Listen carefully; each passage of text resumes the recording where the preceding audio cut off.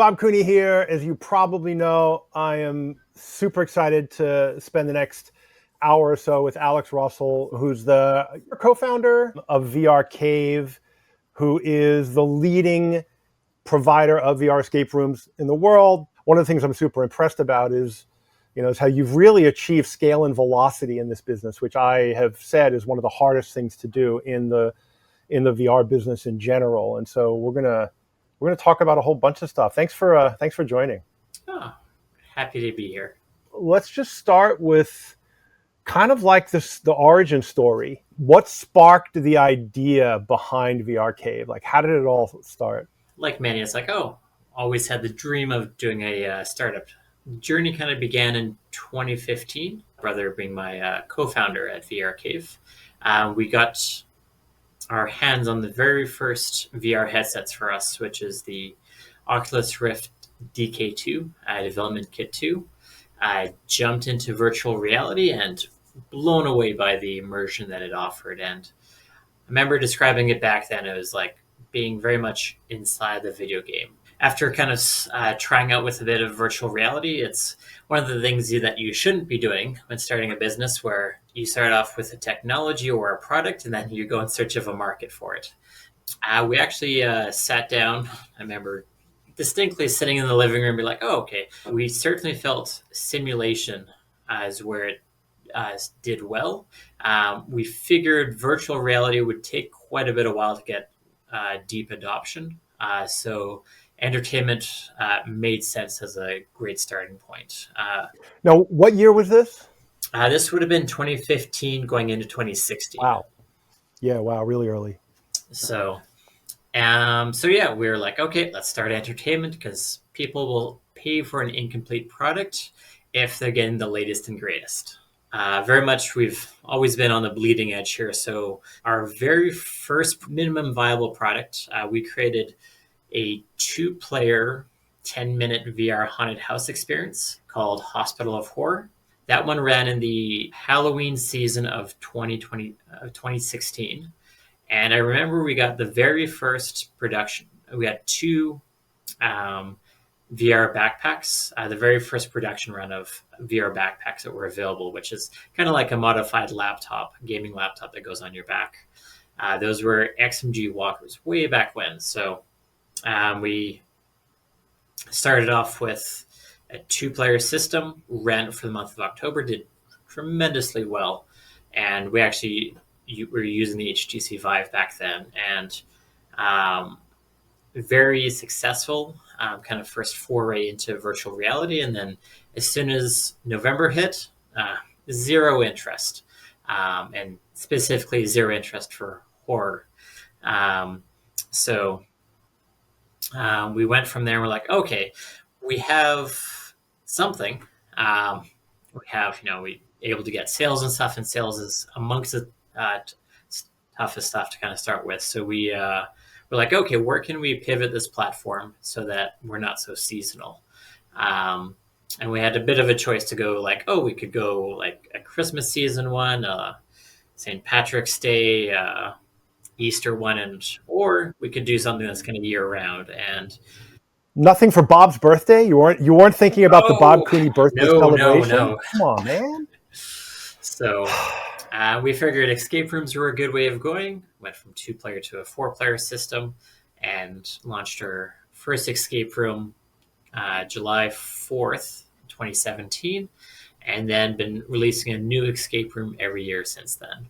Yeah, wow. Now, I saw you guys for the first time at IAAPA in Orlando, and I want to say it was 2017. What was the first year you showed this at a show? I want to say it was 2018 probably, yeah. Might have been. Okay. Yeah, and you had backpacks, you had a 4-player, you had the Siberian space station experience, which I thought was amazing. And I was really impressed back then, and everybody knows I can be hard to impress.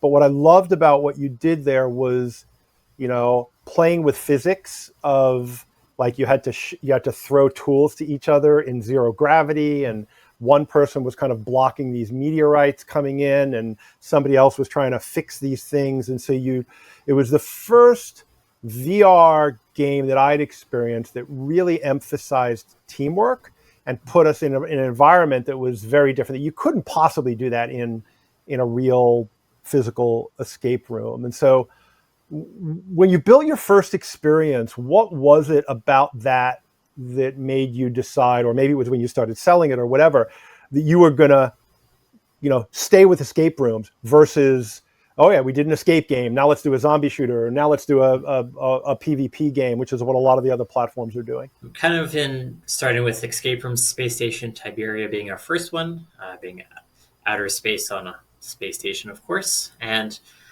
we started with that concept. And as we kind of approached the escape room kind of genre, we wanted to ensure that we did stuff that would be tough to do on Earth, or I guess in a real life escape room.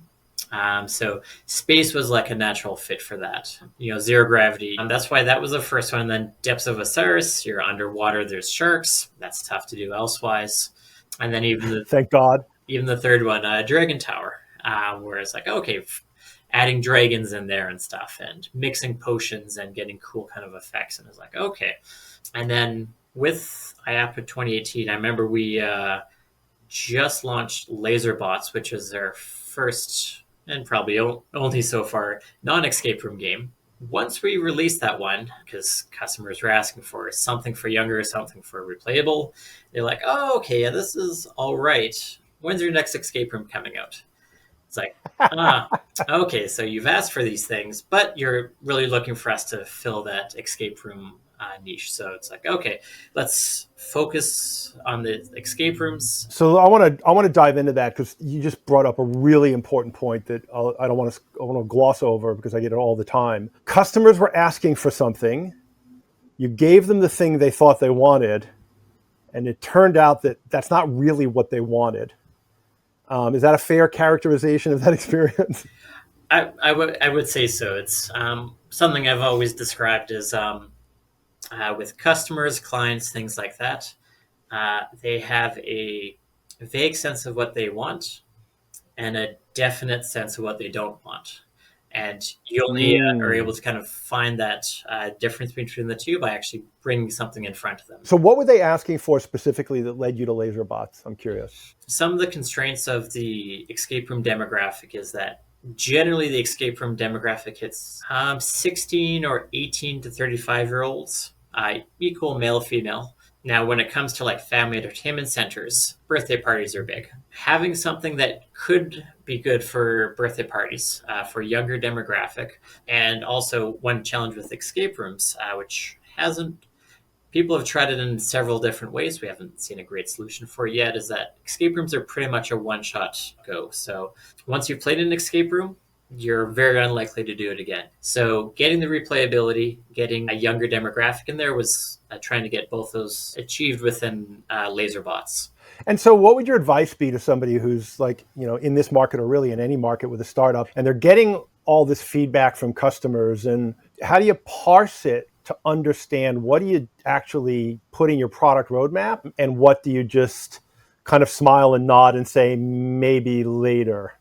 Lots of things to kind of look at for that. So if I were to give a smattering of some thoughts in that direction, we did early and often play testing, and still do with our games. And I can clarify it here as well, is that this is actually a double-sided market. You have the businesses you sell to, and also you have the player base. So you need something that's fun and something that operators want as well. Now, if you make something that's super fun, players are going to come in, great, I'll get over a chunk of headaches. We get a lot of feedback kind of from operators. It's also important to get the feedback from the players, and getting something in front of them early so that they can have something tangible to test against. Super important for that. There's quite a process to get something full, and I always say when you're 90% of the way there, you're about halfway done. There's so much polish at the end. So you got this feedback, you're having to balance player or consumer feedback with operator feedback I assume, you've got how many locations now? We're somewhere between 250 and 260 locations now. So more than 250 locations. I'm assuming getting operator feedback now is easy. How do you get player feedback? Do you operate your own location, or like what's your method for that? Yeah, so it's kind of twofold. An amount of player feedback will feedback through the operators. That's their customers, so their pain points. So I get these in, and then we do run our own full testing as well. We do it. We have opted not to run our own location because we very much want to focus on kind of being this software provider and having a split focus between being an operator and dealing, and that's an entirely different business than being a software development studio, making a scalable platform. So we decided to kind of focus on that, and then we have regular testing throughout the year as well to bring players in, get them testing, things like that. I would say a lot of the strong feedback we get is from our partner locations all around the world. I'll give one example of release Space Station Tiberia, did very well, and then we did Depths of Osiris, and one of the feedback we got was like Space Station Tiberia, there's a kind of nice climactic end to it, and Depths of Osiris ended much more in kind of a puzzle and logical one. Hearing that specifically from our partner locations, regularly gaining that super, super valuable. Yeah, that's something that I've been disappointed with in a lot of games that I've done, where there's just no climax, there's no ending. And it's such an important part, especially for, your experiences run up to an hour, right? You've invested all this time in this thing. You want some release at the end. And talking about length of experience, and I might expand upon this a little bit. Escape rooms generally are an hour. I talk a lot about if you're going to be a destination, the experience has to be about an hour. But with escape rooms and having them be in software, you can scale that, right? You can do 15, 30, 45 hour-long experiences. How do you think about that? How do operators use it as kind of a superpower of doing this in virtual reality? Depending on the type of operations you're with. Generally speaking, if you're like an escape room business, having hour-long experiences or fitting with all your bookings within the hour is kind of key with that. And ensuring within the gameplay experience, there's enough kind of varied activities and story driving kind of whole bunch of engagement and immersion within the environments. Super, super important.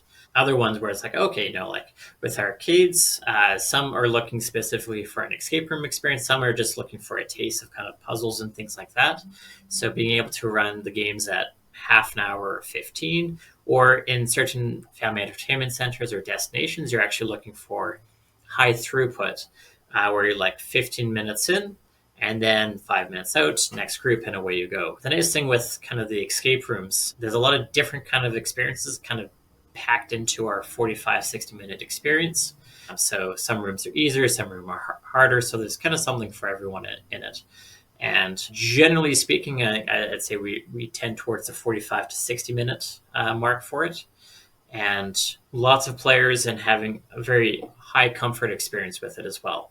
And that's a bit of a challenge with some VR games as well, where it's like, okay, the player comfort isn't put in there. Talk a little bit about that. When you say player comfort, what do you mean? I think a lot of people could interpret that a lot of ways. There's a couple of ways of putting it. One is like physically, how are they feeling? Back in the day, there's VR backpacks, heavy and clunky and quite hot on your back and stuff. And then how comfortable is the headset on the players? There's kind of those levels of comfort, and then like actual within the game experience itself, if there's any VR sickness that is happening. VR sickness is going to be something that would have to be kind of contended with. VR sickness is caused by a number of things, but basically it's the symptom is like players get nausea going through a experience while in virtual reality. And it comes when there's a disconnect between what the eyes see and the kind of the subconscious experiences, and then what is actually the case. So things that will cause that will be like a roller coaster experience, because the world moves around you, but your inner ear is telling you it's not actually moving around. Another one is on the more technical side, like dropped frames. If the frame rate drops too low, there's nausea coming as well, because there's a delay between you moving your head and what you're actually perceiving and stuff. This has been quite a design thing that we've had to contend with the entire time, and because of our players going in there for 45 minutes, they don't want to be nauseous within the first 5 minutes. So it needs to be a comfortable experience the entire way. And there are ways you can get around it if you have shorter experiences. But if you swap out too short of an experience, then the amount of time overhead you have switching people into VR, out of VR, wiping the things down, resetting the system, next person, paying a lot more in operations time. Is motion sickness still an issue in some venues for some customers 8, 9, 10 years into the business now, where it feels like we've developed best practices in the industry to avoid it? Is it still a challenge as a developer? Certainly notice when we bring on new developers. It's like, oh, okay, let's go build out these puzzles. And they're like, oh, can we do this? Like, oh, no, that breaks 3 out of 10 do not go rules for VR stuff. VR, to some degree, I liken it to mobile gaming, where it's like when the first games ended up on smartphones and stuff, it's like, oh, what games make the most sense? And Solitaire were easy ones at the beginning. It's like, oh, okay, that's not all that good. And then Zynga came along with like Clash of Clans and Farmville and all those games. Like, oh, okay, this is how you can actually leverage the platform, and you can't do everything on mobile gaming compared to like PC gaming and stuff or console gaming. Sometimes when I see new entrants into the VR market, they're not always looking at like, oh, okay, well, the frames drop here a chunk, but it shouldn't be that much of an issue. It's like can be quite an issue. So good principles to have, but it's much more well known. You mentioned new developers coming to the team. Mike has a question about how big the team is at the moment right now. Yeah, so these days we have 22 full-time staff. So busy. Much of it's on the development team, so that we can continue creating great games and stuff, getting new ideas in all the time. Yeah, cool. Now, you mentioned early on you add a game a year. You've been doing that. I think you're at 9 games now, I think, or maybe 9 10 escape with room laser games, bots. and then 11 if you include Hospital of Horror and laser bots. We've had this conversation maybe a year or two ago about your content library, where most companies, when I talk to them about their library and game popularity within a given library, there are clear winners. There's 1 or 2 games that are, they're 80% of the catalog, and then everything else is almost like niche filler content for the long tail of customers. You're the only company that I'm aware of that has a very different user base around the content, like how it plays out. It's almost level. Talk about that now. Is that still the case, and why you think that is? I wouldn't say there's any, like, very often in lots of places there's the Pareto distribution, the 80-20. So 80% of the plays come from 20% of the games. That hasn't been the case for us. Like, I'd say our most popular game we've seen is Manner of Escape, which was escape room number 5 for us. Horror and scariness fits quite well. So that has a number of those kind of elements to it. And seeing those numbers and lots of customer feedback again, I think something we've very much focused on is we say we are releasing a new game every year, and it's not coming out every June 1st or every November 1st. If it doesn't grow in terms of capabilities, we don't release it. So we're very focused kind of on quality and innovation. Have you gotten down a development path with something and just wound up killing it? Yeah, so anything with kind of content development and stuff, like we get lots of recommendations, and I can kind of say as an aside, we do get a lot of, by being deeply engaged in the creative process, you get a bunch of kind of ideas spawning off on the side, like, oh, this would be a cool idea. Doesn't fit in this game, but let's put it later. I recall with Dragon Tower, we had thought of like having different player classes going into it, and different abilities and having kind of cool effects, and didn't fit in the game. Showed up 3 games later in Pirate's Plague. And we're careful with a lot of our planning process, but there's always things that end up on the cutting room floor. And whenever you kind of first get the game in front of players for the first time, you hold your breath, like, all right, let's go play it. Let's hope this is fun. Getting that player feedback early helps you from going too far deep down the rabbit hole and being invested in kind of where you've gone. That sunk cost fallacy where you doubling down because you've already spent so much time there. And we just got a comment from somebody with RV who's basically, and RV is kind of the big room scale VR company that's been around for a long time. And they think you're the best in the standalone free roam space and would love to chat about a possible partnership. Our clients are always asking for great content. Very cool. So let's talk a little bit about the industry in general. So operators call me all the time and they're like, "Yo, we really, we want free roam escape rooms." And I'm like, "All right, go to vrCAVE." And they call you up and they're like, "Oh, the territory is not available. Let's start there." Why did you decide, you're one of the only companies, and maybe the only company in the compact free roam space, or what I call the compact free roam space, to offer exclusive territories for operators? Why did you do that, and how's it worked, and what's happening in that, with that business mechanic within your company? Exclusivity has always kind of been a feature for the vrCAVE from day one, and asked by customers, and understandably so, of course. They're like, okay, if I'm going to invest and buy it into your product, and if I'm going to spend marketing there, I want to make sure that the players come to me, not to the other kind of providers next door and stuff. The first core value we have at vrCAVE is treating customers as partners. If you invest in us, we invest in you, and let's have a win-win and work together on this. And I know that looking kind of at other companies that have some loose amount of exclusivity where they'll get exclusivity in to kind of get the deal done, and it's not written down, there's no real policy, and a misunderstanding of it kind of forms later on. We need to ensure that let's have exclusivity regions, and rather than kind of like get too deep kind of into the paperwork of it, it's like, okay, we're going to go population based, and we have the standard of 300,000 people as kind of the exclusive region stuff. So when you sign on, you can rest assured that you can safely invest in the product, invest in your marketing, invest in this, and you'll be the only one that will be reaping the benefits of those rewards. And I think of kind of holding on to that as a strategy and stuff has been important, because when it comes to kind of strategy and running a business and stuff, looking at the case of Apple famous for having a closed ecosystem. And nowadays it can be seen as an amazing strategy because it's worked out.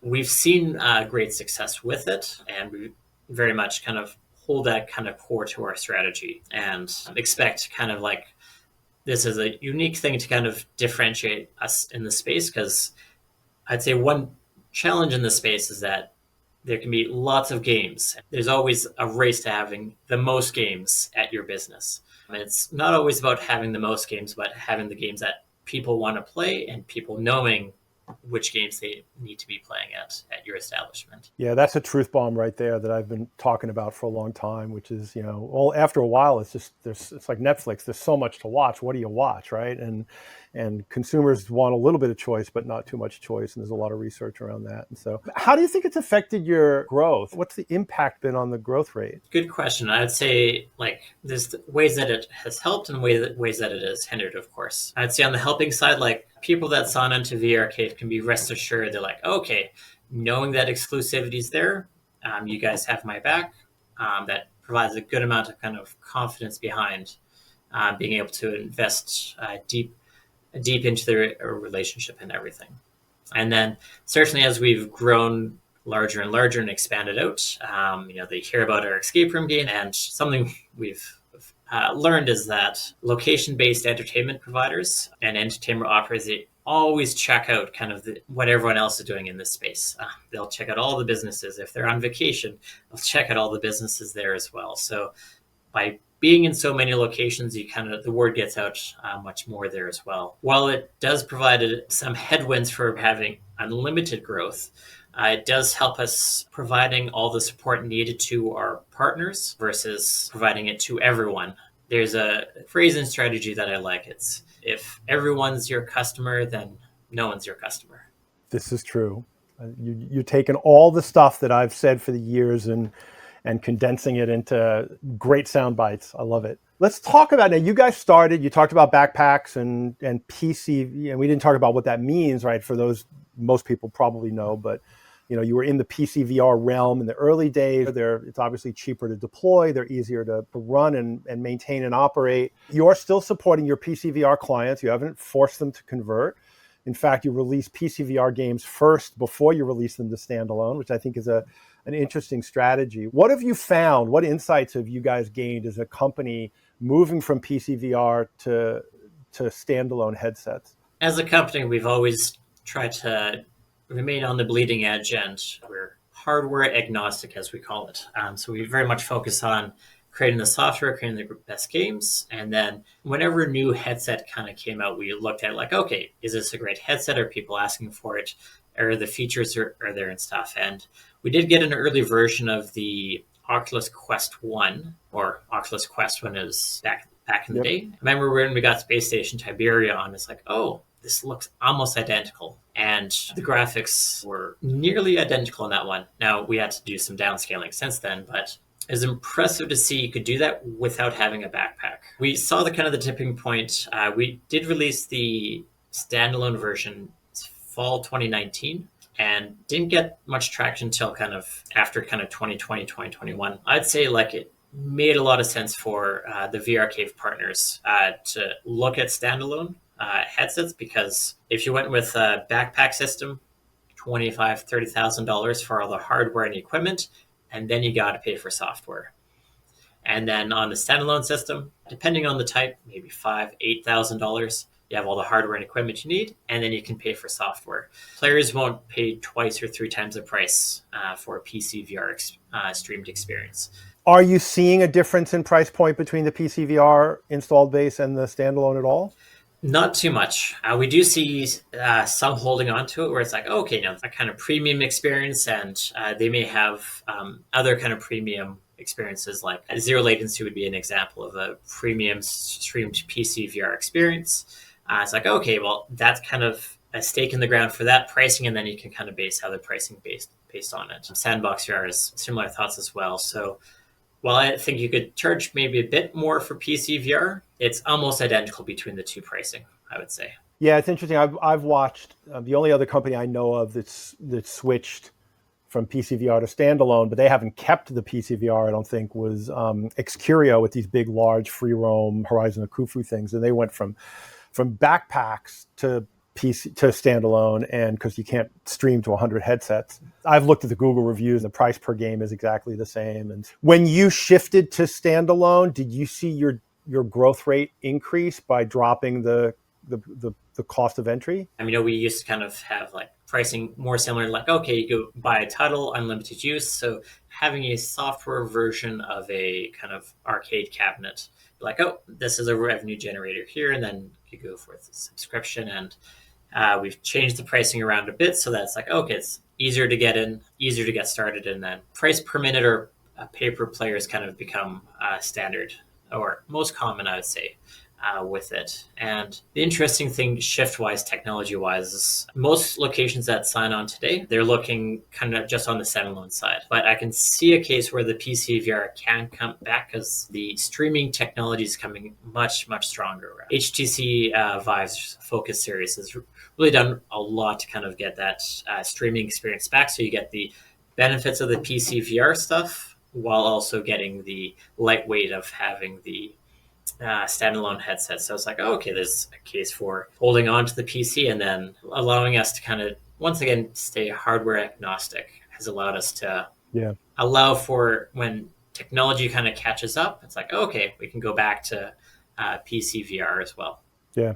What are you seeing in the headset space now? Because I know you support Quest, which obviously is a price leader, and a lot of operators like the idea of the cheap price point, despite my constant suggesting they don't do that because of calibration issues, which maybe you guys have solved.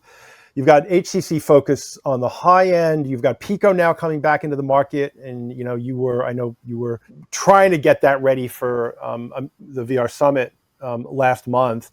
What do you see on the headset landscape? Do you push people towards a certain one, and why is that? Whenever we kind of decide to support another headset, it's always like, oh, okay, is there customer pulling us there? We're very careful not to be like, okay, let's go do this and then push it out to our customers. And market pull is always kind of a good way of going. So on the PC VR side, one nice thing with it architecture wise is they had open XR and Steam VR and things like that, which allowed for a single platform, and a bunch of headsets are all kind of supported within that platform. So it made development much, much easier. And then the first kind of on the breakaway on the standalone side was the Oculus Quest. So we were able to kind of launch that, and then we had customer pull there. And then after about a year there, it's like, oh, there's Vive Focus 3 that came out, and getting customer pull there. And I'd say out of all the headsets providers from our experience so far, I think HTC's gotten the commercial and enterprise VR space the most correct. Oculus has tried. Pico's looking in that angle as well. And HTC is very much a trusted brand among VR arcades as well. They've made great kind of commercial headsets and wonderful kind of software features for it as well. Quest has its own kind of things with it's easy to get the Meta Quest anywhere. Probably $1 per value. It's probably the best headset. Calibration could be stronger. And then, yeah, we're seeing Pico become more popular, especially in Europe. So there's quite a pull there once again as well. Have you been able to do anything to get the Quest more reliable from a tracking and calibration standpoint? Because I've talking to companies all the time that are kind of like coming up with their own hacked solutions to make Quest work because of the hand tracking is so good. How have you worked with that? Yeah, I'd say one challenge with MetaQuest, or a feature with MetaQuest, is that since Facebook kind of owns them, they have a move fast and break things. Certainly been the case. Which you don't want in location-based entertainment. No. So like things can be fine for a while, and then I can name some versions, like version 45 is where things change. Version 63 is where things changed. Is that PTSD?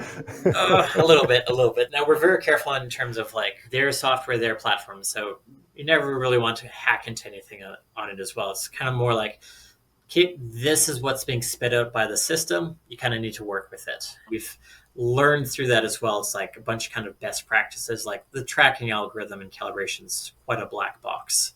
You pull what you can from academic papers and things like that. And seeing features come out like spatial anchors, which helps with tracking when it works, and being able to also like turn on and turn off that it ends up being very important. Yeah, we've looked at a whole bunch, and I'd say maybe one headwind that MetaQuest has is that it's trying to do a lot of stuff because so much is being asked of the chip. It's like, oh, okay, we want to do this and that. It's like, oh, okay, less and less is spent towards the tracking algorithm and calibration, because if you're just running single player at home, the calibration doesn't need to be amazing. Whereas like unlocking all the other features, quite valuable. So HTC, they created the VR arcade industry in 2015, and they've supported it ever since. They recently licensed all of their core tech for VR to Google, and who is integrated into the Android XR platform and operating system. I'm curious your thoughts on that and how you think that might play out for the industry. Yeah. I think it's a play on or a continuation of the deal made from HTC and Google years back when HTC sold their entire cell phone division to Google. And cell phones, the technology behind the cell phones is really what powers all the standalone headsets. And the Android architecture is what's also running, the Meta and stuff. And there's always an interesting case of like how much of a kind of closed, walled-off garden do you want? I'd say Meta follows a good chunk of that, and versus kind of being a lot more open. There's always a lot of innovation that can occur if you kind of open up the platform. Although if you want to kind of keep tight coupling and kind of lots of other reasons kind of going for the other platform. So it'll be interesting to see kind of how it goes. When the headsets first came out, Oculus Rift 1, HTC Vive. They're both good, and we'll see which one will take off. And there's always a slight edge given to the HTC Vive because it was that room scale, and the entire kind of industry, both on the home market and elsewhere, has kind of gone for that much more untethered stuff. And larger space is always valuable in virtual reality. So it was seemingly one feature at the time, and then it ended up being quite the game changer between those two platforms. Okay, last headset question. Anybody asking for Apple Vision Pro in the market? I think I know the answer to this. None of our customers. No one even like, oh, I'm thinking about having a premium VR arcade. Can you guys do this? It's like not even that question. And if you're thinking about it, just don't. Yeah, I'd say with the Apple Vision Pro, it's interesting. It's a case where it's like bringing virtual reality, mixed reality, XR generally more into the mainstream, which is certainly helpful. Rising tide raises all Lift all. boats, so that's helpful there. Now, I'd say with Apple, the question is like, what's the Apple Vision Pro for? What's that killer app? Why the Apple Vision Pro? And I think that question is still to be answered. So let's look in the future a little bit. You guys are really staying focused on building escape games and building the network. Look into the future. What do you think the future, the next few years holds for vrCAVE? Certainly, like there's lots more expansion we can be looking at, both kind of in terms of the content, the games, and things like that. There's a bunch of interesting features that we'd love to look at integrating if it makes sense. Admittedly, like a lot of things always come off with the trade-offs. You could add a lot of kind of accessories into it. It's like haptic vests. It does add to the experience. You could add modular play spaces, lots of kind of things. And there's always an amount of trade-off between it. We've always kind of wanted things to be nice and clear for our operators. These experiences can run on their own. I just kind of get players going and then hit spacebar. Games run by themselves, and hints and everything else in the game is fully taken care of by the system. Or you can actually curate the experience. You can have your staff deliver the briefing. You can customize the hints. You can add your own story. There's lots of kind of ways of cutting it. If we were to kind of add new features, we want to make sure that it significantly adds to the experience without causing a hassle. A reason we haven't added full-body avatars is a lot of we don't have tracking on the foot or on the hips and things like that. And that adds operational complexity. And if you don't get it well, it just takes you out of the experience because people are always skating around, crouching, things like that. So yeah, we're certainly looking at where the tech continues to go. Streaming looks to be getting stronger. We have some interest around like mixed reality because Meta's pushing hard into it. Apple Vision Pro's pushing into it.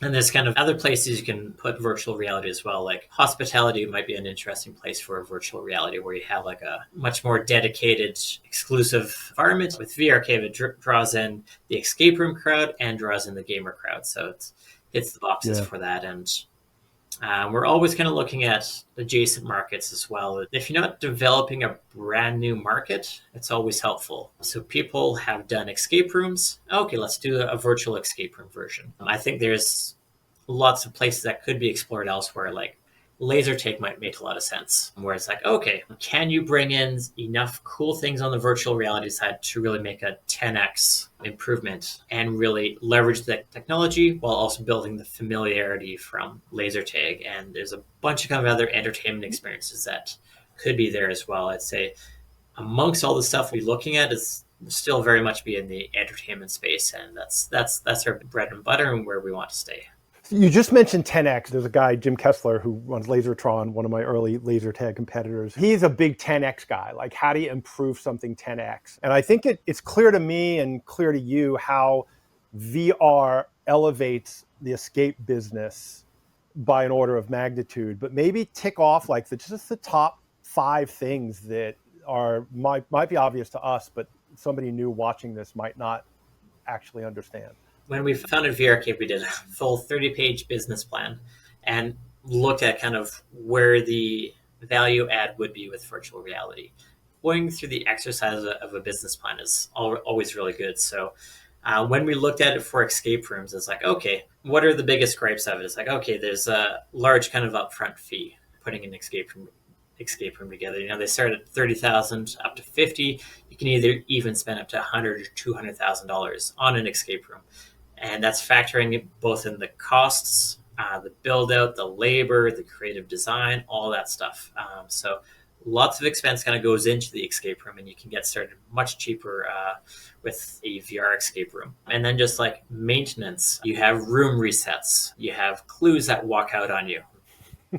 And then if you have like an escape room business, you have 3 rooms, you have awesome kind of customer care, awesome marketing. They come in, they do the 3 rooms, like, okay, do you have anything else? Nope, that's it. Okay, well, let me know when you have a new one. And then that customer's out the door and maybe will never come back. If you get room fatigue, it's like, okay, I got to take this one out, which costs money to take out, costs money to put a new one in, opportunity cost in the meantime, and then will the new one do as well as the previous one? So that's part of the reason why we kind of put in that new escape room every year. So you can look at like a single physical piece of real estate being one kind of arena, and you can have that same customer come back 9 times for 9 different escape room experiences. We're super valuable there and stuff as well. What's the most rooms anyone runs of vrCAVE in one location? 4 arenas would be the most we've seen, and 3 arenas is a couple, and then 2 arenas actually does surprisingly well. It does more than double of a single room. Wow. I think it does closer to like 250, 300% better than a single room. I suspect it's because if you have 2 rooms, you can support larger parties. And it's like, okay, there's 9 of us. You guys are both going into Pirate's Plague. You'll be room A, you'll be room B. See who beats the game first. So you can host those kind of larger groups and stuff. It seems like 2 is the magic number, at least kind of when it comes to our VR escape rooms. Yeah, that's interesting. I'm surprised more people aren't doing more rooms, but the 2 number, that metric is really insightful. Yeah, thanks for that. Okay, biggest lesson as a founder? Everything takes twice as long and twice as expensive as you expect. Okay, I'll take that one to heart. And what advice would you give a business founder entering this, particularly the VR business? I would say half of everything is sales. Having a great product, having great technology, very helpful, but people need to know you exist. You got to get the marketing in there. I got to be able to draw them in, have a good location for that, great customer experience. And then they go into the experience, they play the games, and then they come out. It's like, okay, they're still your customer. Is there a way to capture them again? If you come back to play this other game, get $5 off for your group. Or like, oh, here's a coupon, or here's a stamp card. Lots of kind of things to keep people coming in. And I'd say if you kind of like, even just marketing budget wise, besides having double of what you think, the initial part of kind of the marketing as well, like you got to do things that are unsustainable, but gets the word out, build their reviews, the most important thing out there. So you can do things that are unsustainable at the beginning, and then kind of make it more scalable and process ties it later and systematize it later. Yeah, that's great advice. Question just came in. Is it better to have unique new content or to have sequel continuing stories and plot, which kind of ties into the whole storytelling thing, which was one of the questions I wanted to get into and we didn't, but so we'll just tackle it now since people seem to be hanging in there. How do you view storytelling as in this, and how do you view potentially serialization of games and stories? Have you ever thought about a chapter 2 of something? One of the thoughts we have is like, oh, okay, Space Station Tiberia could use a second episode or something, and we were thinking maybe it could have like a prequel to the Space Station experience. Space Station Tiberia being our first one, we've since extended the kind of length of the content, so we actually just added a new escape room back in 2022 for it. One thing we're careful on kind of with serialization stuff, well, it's very cool from a narrative perspective. We're always careful on the player base, where it's like, oh, I can't play Space Station Tiberia 2 because I haven't played number 1 yet. So that second game is locked until they do the first one. Now, if the players feel that they're disconnected enough and they could play either one, then maybe there's a case for it. But there's a case where you can make a bunch of content and players will never kind of get access to it. That's a bit of a kind of cautionary tale of like, choice is good, but only if they feel they have no friction in order to kind of play those games. And I think, it does tend to drive the development cost up when you're talking about 2 different sides. A lot of people ask me about branch storylines, and I go back to the Bandersnatch episode of Black Mirror, which, was awesome, but cost them 3 times more than what a normal episode would cost. And they're like, yeah, we're never doing that again. So I think just because it's cool doesn't make it a good business. Mm-hmm. Yeah. What's next? Do you have anything that's imminent? You're getting ready to release Alien Infections for the standalone headsets. Is that out yet? Yeah, just was released this week. Okay, awesome. Alien Infection, our 9th escape room, is now available on all the on standalone headsets, so MetaQuest, Vive Focus, Pico 4 Ultra Enterprise was just added as well. The next game is in development as well. Early planning stages. We'll be going into testing in that kind of over the summer into the fall. That'll be coming to PC VR late this year. Lots of kind of things are kind of available on the horizon. There's no shortage of opportunities. Always a case of kind of paring down the opportunities and stuff. So there's things that we can be looking at, like different kind of gameplay designs. Nice thing kind of with our escape rooms is that we're able to kind of stay within the kind of core escape room gameplay mechanics, but then also explore some adjacent one where it's like, okay, let's have asymmetric gameplay with different playable characters. Runaway Train actually has guns and pistols in it, which looking at kind of options for kind of other things to explore next to it. Yeah, we're looking at options, maybe on the IP side, maybe kind of continue our own stuff. And a thing we kind of ask every time with our con is like, okay, why VR? Why is this experience improved by the technology of virtual reality? And we've seen some games that's like, oh, okay, this is the VR version of X. And it's like, you guys are leaving things on the table where it's like, oh, you could have had a deeper experience if you kind of leveraged both what VR can bring and also this kind of known entity elsewise. Totally makes sense. Any last words or thoughts you want to close with? Well, it's been a pleasure to be on the show, and you can always find out more about vrCAVE, vrcave.io. And if you have any questions about the industry or just want to chat or anything we chat about today, always happy to have a conversation. Yeah, cool. Well, I really appreciate the gold. There's a ton of insights in this, Alex, and congratulations on your success and continued success. I have no doubt you've definitely gotten to the point where you're one of the leaders in the industry and everybody's watching what you're doing, and I just keep doing great work. Awesome. Thank you so much for having me on the show. Yeah, my pleasure. That is it for this version of Being Virtual Deep Dive. Stay tuned. We're going to be doing a lot of operator interviews coming up that we'll be posting on the VR Collective, LinkedIn, YouTube. Just keep an eye out. We're going to go deep, deep, deep, deep this year with people who are actually making money, operating VR successfully around the world with different formats. And there'll be a bunch of vrCAVE operators in there as well. So make sure you're signed up to the VR Collective website at thevrcollective.com to get notifications of all of these live webinars. They come through the Inside VR newsletter. And if you're not getting that, you're crazy. This is Bob Cooney, and I really appreciate you guys showing up, and we'll see you next time.